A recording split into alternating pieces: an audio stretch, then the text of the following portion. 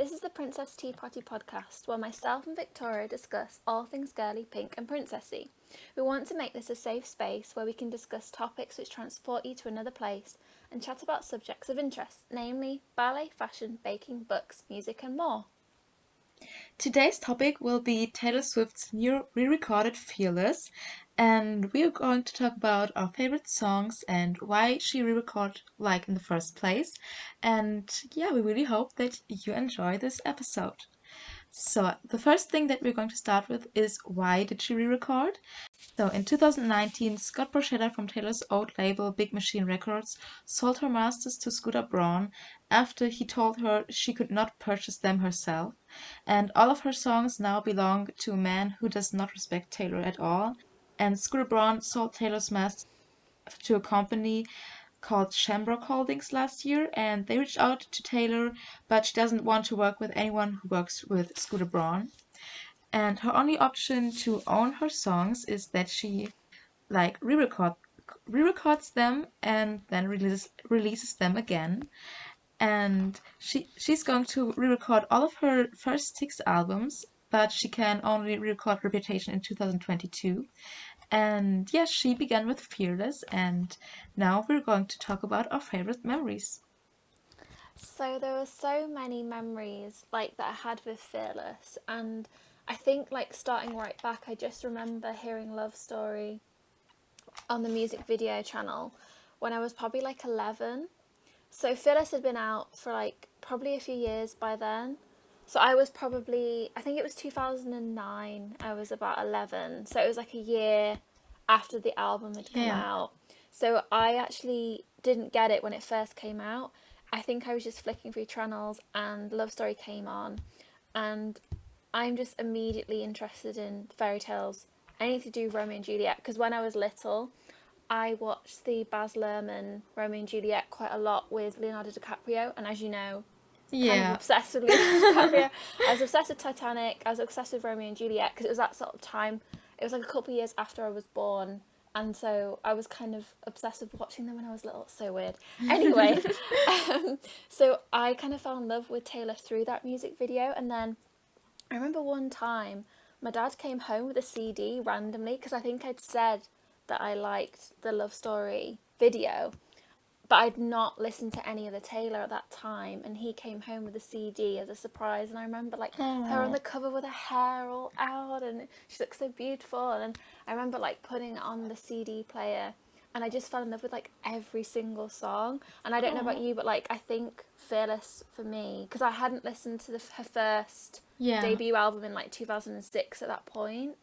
So I kind of was obsessed with Fearless.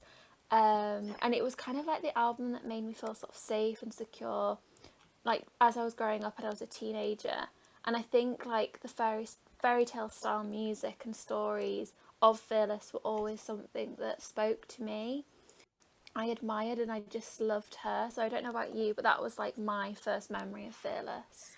So I actually have to say that I fell in love with Taylor in 2011, 12. So when Fearless already was out, and also Speak Now, because I'm younger than you, Yeah, yeah, because I was like 11 when it came out, so you were a yeah, lot and I younger than think me. I was wait, in 2008 I was 6, I think. Yeah. You were Like very young. yeah, Yeah. and also Taylor's music didn't really was a thing in Germany. Like I think until Red really. And yeah, that's why I haven't really heard about her at that time. But I have to say that I saw her in some magazines that I bought, so I knew who she was, and I always I loved her curls. I thought she was so pretty, but I didn't really listen to her music because like since English is not my first language, I couldn't understand anything. And yeah, so I didn't really have a connection to Fearless in that sense of hearing it when I was younger, because for me it all started with Red. But after Red, I also I bought the CD and I listened to all of her music, and I think Fearless became one of my favorite Taylor albums really fast, because I think I only listened to Fearless and Red, and Speak Now a bit later. I don't know why, but I think Fearless and Red were like the most popular ones in Germany. And I also like we didn't really have like internet like access at the time, so because I didn't have like a smartphone or something, and that's why I only like could buy CDs at like the record store. And I remember that I bought Fearless a few months after I bought Red, so like in 2012, I think the end of 2012. And like I fell in love with it and just every song on it. And another memory that I have of Taylor, like at the time, is when I watched the Hannah Montana movie because it came out in 2009, Oh and yeah. I watched that at the cinema, and it was sort of like my first like moment with Taylor. But I didn't know who she was at the time, but I thought that she was really pretty because I just loved girls with blonde hair. I don't know why. It's also like the reason why I love Barbie. I always wanted to have blonde hair, and it's really weird, but yeah, I just thought that she was so pretty and like she could sing really well, and that was like my first like memory that I have with Taylor, like at the time that Fearless was out. Oh no, like I remember when that came out because that was probably about the time, like 2009, so I was about 11. That Yeah, must have been the time that I would have been listening to Fearless, and I went to see that at the cinema, I remember, because I was obsessed with Hannah Montana. I was as well. I even went to see Miley in concert. It was my first concert Oh, that I went to, and it wasn't a Hannah Montana concert though, it was just Miley Cyrus, but yeah, I was already obsessed with Hannah because I think it came out in 2006. So I would have been 8. So I was like, and High School Musical and all that sort of stuff on Disney. yeah, So I was like obsessed with it for such a long time. But yeah, like I loved Taylor from that point, and I think, I mean, I told you about this like a few years ago, but I actually saw her. This is the only time I've yeah. ever seen her was at the Teen Awards in London, and it was like a free event for teenagers, That was and it was just so it's so amazing. cool. But the Yeah. thing is, I was right at the back because they were free tickets, but it was amazing. And like we managed to get there really early, so we went to the red carpet, and all these like celebrities are walking past, and Yeah. like, and then Taylor comes, and like I wasn't close enough to actually get like a picture with her or anything signed, but I showed you, I managed to get like close up pictures of her, and I still can't believe I was that close. Like I just kind of Yeah, forgot that's about, I don't know why, I think because I was so like mesmerized. I think I just, and yeah. it was when Red came out, so it was like Yeah. 2011, 2012, and it was like amazing, and she sang Red all too well, Oh, all too and I Knew well. You Were Trouble. I know, and I Knew You Were Trouble. It was just 3 songs, but it was Yeah. amazing, and I was right at the back, but I didn't care. I was Yeah. just like in my element. Yeah. I'm still so sad that I didn't get to see her last year because I would have been I at the front know. and it would have been so amazing. But yeah, You one will be able day. to see her Yeah. because she's gonna sing for years and years and years because Yeah. she's just so amazing. Yeah. Um, but I don't know if you want to talk about the next topic, which was our favorite Yes. songs. So, what were your favorites from Taylor's version?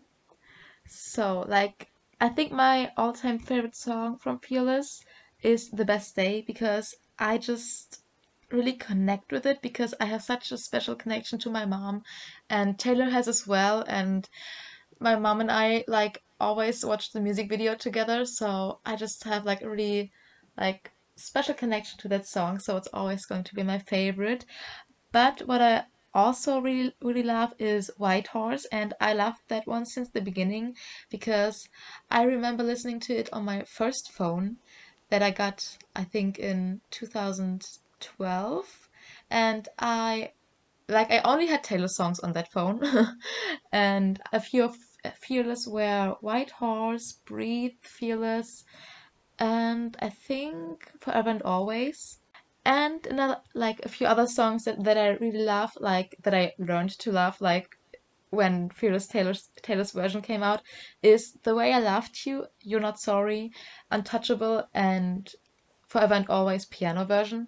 I think like the piano version is like actually better than the original version. I don't know what you think about it, but yeah, those are my favorites. I loved the piano version. I think like it needs to be slower because of this the I guess the storyline, it almost feels like she's telling us this story. It almost Yeah. needs to be slower Yeah. for some reason. I think Yeah. it adds more emotion to it. But for me, I definitely feel the same about The Best Day. I think it just always spoke to me when I was younger. When I first listened to the album, so I must have been 11 or 12. But Yeah. I also love, I think probably my favourite two songs are Breathe and White Horse. I think Breathe, because I know that it's probably talking about, most of the songs are talking about someone that, like, maybe a romantic relationship, but to me, a lot of Taylor's songs connect in a different way with Yeah. me because I Yeah. don't usually think about them in that sort of way. So with Breathe, I always think about it as like maybe not being close to your best friend anymore and like Yeah. not having them in your life and like missing them, and then also just feeling anxious and just remembering to just breathe and stay calm and realize that you'll be okay, like no matter what's going on. And I think like that song especially is just one that I always turn on when everything feels overwhelming. Yeah. um, and then White Horse, that always makes me think of some sort of like fairy tale that you've imagined in your mind about someone Yes. that you like. That Yes. I don't know if you've ever like had a situation where you've really liked someone but you never told them, Yeah. and yeah, and you don't think they'd like reciprocate what you feel, so you don't want to tell them, so you sort of imagine in your head what they'd be like, and they're almost a bit like with Love Story, like they're sort of Yeah. like this figure that you've imagined in your mind, and you've always liked them but you've never really told them. I think Yeah. that's what I feel when I listen to Fearless. Okay, so let's move on to our favorite songs from the vault. And I just like ranked them, and I'm going to start with my least favorite one. And my least favorite one is You All Over Me. And I mean, I like it, but not like my favorite one. Then I have We Were Happy, and I like it, but there are songs that I like better. Then I have Mr. Perfectly Fine, which is a bit like surprising for some people, I think, because a lot of people have it like as their favorite one. And then I have Bye Bye Baby, and I think it's really like a really cute song. I don't know, like it's sad, but yeah. And then I have That's When, and I really like that song. And I think is it Keith Urban that's Yeah, the like her duet partner. I think that their voices really go together really well. And Taylor said that originally That's When wasn't a like duet. It was like just like solo song where she like sang everything. But I think it's really good as like duet. That's what it's called. I had a small blackout. And yeah, and my favorite The Vault song is Don't You. I just really like it, and I also love the production. And I have to think about Clean when I listen to it because yeah. I think the production is really similar, and Clean is one of my favorites from 1989 because I just have like kind of a personal connection with that song, and I think it's really calming, like the production. And yeah, I just really love Don't You. And I kind of like also can connect to the topic of the song. So yeah, I just really love it. Oh, that sounds like such a good like ranking. I just kind of picked three that I liked the most, and for me, I think That's When was my favorite as well. And I don't know why. I think I just found it so catchy. Yeah. So it was just like and I don't, this is so random, but I used to like listen, like a few months ago when it came out, I used to like listen to it whilst doing my essays. I think because it just gave me so much energy. I don't know why, but I just really liked listening to it because it was so catchy. Yeah. Um, and then I actually like You All Over Me. I didn't at first, and then as I kept listening to it, um, I just got really into it. I think the lyrics are very clever. Yeah, they are. Um, and I think and that's another duet, and I think that I just really enjoyed that one. And I like Mr. Perfectly Fine. And at first, I didn't because I'm not sure why. I think it's because it's obviously one of those songs that you'd hear on the radio probably quite a lot. You know, and Yeah. like they repeat songs all the time. I like Mr. Perfectly Fine because we all know someone, or we've all met someone in our lives, like a guy, even if we've not been romantically involved, who really does act so nonchalant and very, like, he's fine. Like, you know, he doesn't really care if he hurts you. Yeah. I mean, there's been many times I've liked someone and they've not liked me, and we've all met someone that just, maybe you've not been in a relationship with them, but they might have broken your heart or made you maybe not very happy, and Yeah. like they're fine, they can get on with it perfectly okay, and then you're left to pick up the pieces or you're left hurt. So I quite liked her ironic, sarcastic tone in the song. I think Taylor's really clever at taking something that seems quite silly but making it relatable, and I love the way that she uses sarcasm in her music to sort of flip things Yeah. around, and I think that really works her with her tone. Um, and yeah, I personally really like that song. It grew on me. I listened to it multiple times, and then Yeah. I just wanted to shout like the chorus, like, you know, Yeah, it's so it's just. catchy and I really like it. Yeah. So those are my three favorites. Okay, then I think, do we want to say a few of our favorite lyrics? Yeah, we might have to pick like a couple because we might Yeah, be there are talking so forever. many. Okay, do you want to start? Yes, I could start. So there's like, I'm just quickly looking through the ones that I kind of wrote down. And I think probably one of my, and as it kind of leads on to what I was just saying about the sarcasm.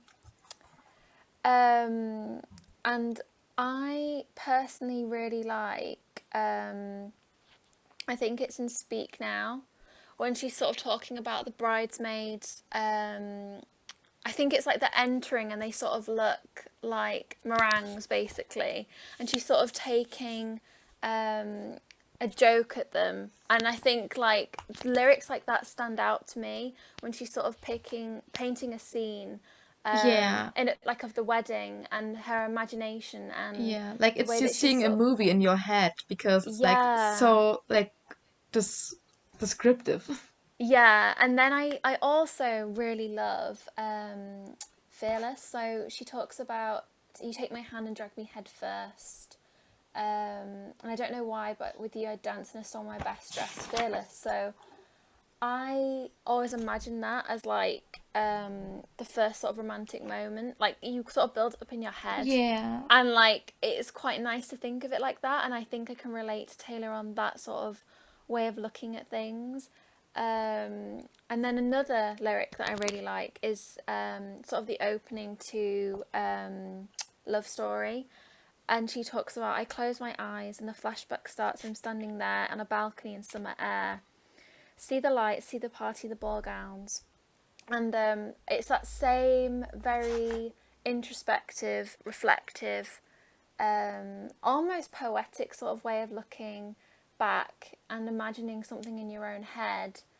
And I just love the way that she takes a Shakespearean story and puts it into like a modern context about these two lovers that can't be together. Yes. And she sort of imagines it in her head, and I just love that. I just think that it's so unique. It's so, I can't think of another artist that's done that like in the past two Yeah. decades.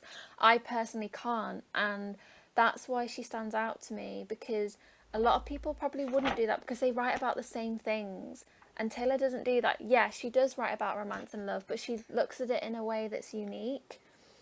And playing on the fairy tale thing, I think that Whitehorse also adds to that when she talks about, Yes. I'm not a princess, this isn't a fairy tale, I'm not the one you'll sweep off her feet and lead her up the stairwell. And that's just like sort of, she, even though she plays with the fairy tale Romeo and Juliet trope in Love Story, she also realizes that sometimes it's just a fantasy, and like she's just a girl, and you know, so I think that like the way that she can play with that is just so interesting. And then my last one, because there's too many, it links back to Breathe. So she says, "We know it's never simple, never easy, never a clean break. Clean. No one here to save me. You're the only thing I know, like the back of my hand." That to me, there's so many people in my life like that I've been so close with, and that idea of like knowing someone like the back of your hand and being so inseparable, breathe without them, metaphorically, physically, like you're so close to someone, and you sort of rely on them. And I think like those are like probably my favorites. There's so many more, but those are definitely my favorite from Fearless specifically. What about Yeah. you? So I'm going to start with 15, and a lyric that I really like is I found time can heal most anything. And I think that this is like such an important like lyric because time really does heal like a lot. Like it can't heal everything, of course, but I think like when you're really hurt, you have to like look at the next like in 5 years you probably won't be hurt by that. And I think like it would be like kind of a waste of time to like feel hurt for such a long time because if somebody hurts you, they're probably not worth like thinking about them. So I kind of think about like that lyric when I feel hurt, and I'm going to think about like I'm going to feel okay. Like time will go on and I'm going to get through this. So I really love this lyric. And the next one is from Breathe, and it's people are people and sometimes it doesn't work out. And like I think even though two people like understand each other like really well, or like when you're friends with someone, like people can change, and maybe you're not like getting on with each other like anymore, and like it's okay because you don't have to. Like some people come in your life for a like specific time and for a specific reason, and maybe after a few months or years they just have to go, and other people will come to your life. So I think you have to let people go, and I think that that's why I love this lyric so much, because you just have to accept the fact that you can't be friends with everyone, even though you were maybe, or you have like lovely memories together. Like you have those memories and you can hold on to them, but you have to let people go if like they want to. So Yeah. yeah. And another lyric I really like is from You're Not Sorry, and it's I've been giving out chance every time, and all you do is let me down, because I can really relate to that, sadly, because there are people like, or there were people in my life that I've given so many chances about, and they just, I don't know, they took them and then let me down again, and I gave them another chance, and it goes on, and it's just not healthy, I think, and also, yeah, not really good at all. Yeah. So yeah, I really like this lyric, and I have two other ones, and the first one is from the Best Day, and it's I don't know how long it's gonna take to feel okay, but I know I had the best day with you today. And oh my God, when I think about it, I have to cry. So I'm not going to think about it. But it's just every time I feel bad, and like my mom is just always there for me. And I just love this lyric so much. I'm not going to talk about it any longer because honestly, if I listen to The Best Day and think about it too much, I'm going to cry. I can guarantee that. So, yeah, I'm now going to tell you the last one, and it's from Coming with the Rain, and it's I've got you down, I know you by heart, and you don't even know where I start. Because I think, like as you said, we've all been there, that we like somebody and they don't really like us. So we spend so much time thinking about them and they just don't really know us, and I Yeah. think that we can all relate to that. So yeah, I really like this lyric, and yeah, those are the ones that I like the most. But like there are so many more, but like we could sit here for hours and I talk know. about our favorite lyrics, so I'm going to stop here.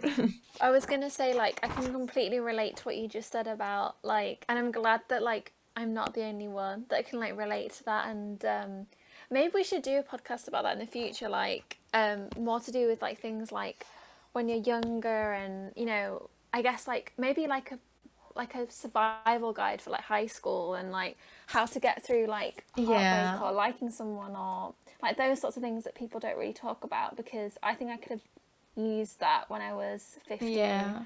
as Taylor writes. So I think like I think people don't really talk about, a lot of people talk about falling in love. People don't really talk about if you like someone, they don't like you, because Yeah. it's almost like you don't want to talk about it, because it's like, but I think when you're a bit older, you can sort of reflect on it and just be like, you know, it's normal, it happens, but you know, Taylor's really good at discussing those sorts of things, I think. I think Yeah. that's why I love Yeah, she listening to really her is. music. I know. Yeah. Our next section is theories about re-recordings. Now, this sounds really cool, and I'm just so excited to hear all the I'm as well. re-recordings. I'm so excited. Um, but what do you think will be the next to be re-recorded? Like, if you were thinking about maybe hints that she's given out, any sort of like theories. So, I was convinced that it was going to be 1989, and I still think that it's going to be the next one. But I have to say that she did hint like at Red a lot, and Mm, I think that 1989 is going to be the next one because we already heard like snippets of Wildest Dreams, so I don't think it would make sense to release Red if she gave us like snippets of Wildest Dreams because it's also mm, going to get like released in this movie. Oh my God, I forgot what it's called. I think it's Spirit Untamed, like this horse movie for kids, and she like they used the re-recorded version of Wildest Dreams for the trailer, so we could already like hear snippets of it, and I think it sounds really, really amazing, and I just can't wait to listen to like the whole song.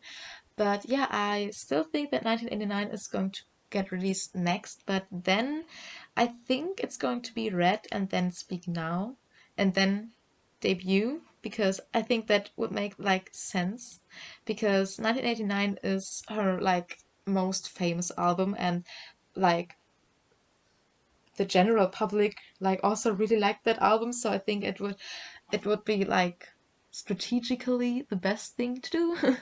And yeah, I think then she's going to release Red because I think it's like the next most popular album, like after 1989 and Fearless. So yeah, what do you think? See, I was completely wrong. You probably know this better than me. I was like, Speak Now, but I think it's because I'm biased because it's my favourite album. So I was like completely, yeah, I was just like re-recording Speak Now, but I've got no grounds to say, like, I've got no, like, if I was in court, I've got no evidence to support why, like, so I'm probably completely wrong. I think it's just because I'm biased, because I'd love to hear a re-recorded Speak Now. Oh my I'd God, really want, Enchanted I re-recorded. Oh my know. God. And like even some acoustic versions. I'd love to hear Dear John, just either maybe on the Yes. piano, or so my favourite songs, I mean, when she does re-record it, we can do another podcast and like talk in Yes, depth again. definitely. But obviously Speak Now, Enchanted, Sparks Fly, Dear John. So I think I'd like to Yeah. hear those four specifically re-recorded. But like I told you, I recently got the vinyl, which I've wanted for Yes. years, because I've got the CD, but I Yeah. don't have it on. I didn't have it on vinyl till my birthday, and so it was so like lovely to hear it on vinyl. So I'm probably completely wrong. So everyone just ignore what I'm saying. But I would actually love to hear Speak Now next. But I think it would make more sense if she re-recorded 1989 next rather than Yeah. Speak Now. It's just my like. But I would also really looking forward to Red. Yeah, So I'm I as don't really well. mind if I'm being totally honest, but I think for me, I'd love it if it was Speak Now. Yeah, so if I had to go for like my favorite albums, like I would love to get Red as the next re-released album because Red is my favorite album. And yeah, so I would love to hear Red next, but I think that it's going to be 1989 because Yeah. we already like she did it with Love Story, like she released that one like in I don't know what it was, like in an ad, I think. Like it was used as the background music for an ad in America, I think. And then she released love story as a single. So I think like it would make sense because that she put like Wildest Dreams as the music for the trailer of this movie, so it would make sense to release it as the first single. But some people also say that it could be that she releases Shake It Off as the first single for 1989, but I actually Yeah. think that it's going to be Wildest Dreams because we already heard like snippets of that one. So yeah, I think that it's going to be 1989.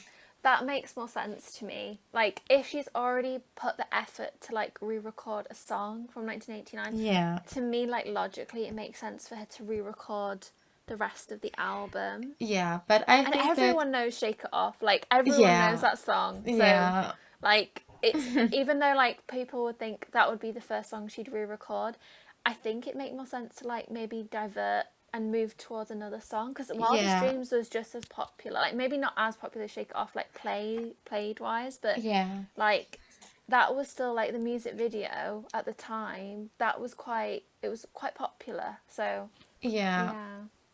I also have to say that Wildest Dreams is one of my all-time favorite Taylor music videos because Oh, I I just love love this it. like old Hollywood Me Hollywood too. glamour, and yeah.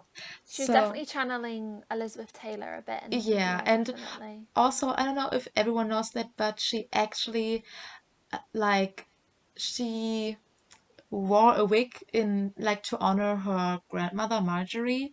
And if you look closely on the chair that she sits on in the beginning, it also says Marjorie because Marjorie Finlay was her grandmother and she was a famous opera singer and she was really famous in like Africa, I think. So yeah, that's Oh, that's so a really cool. interesting fact, I think.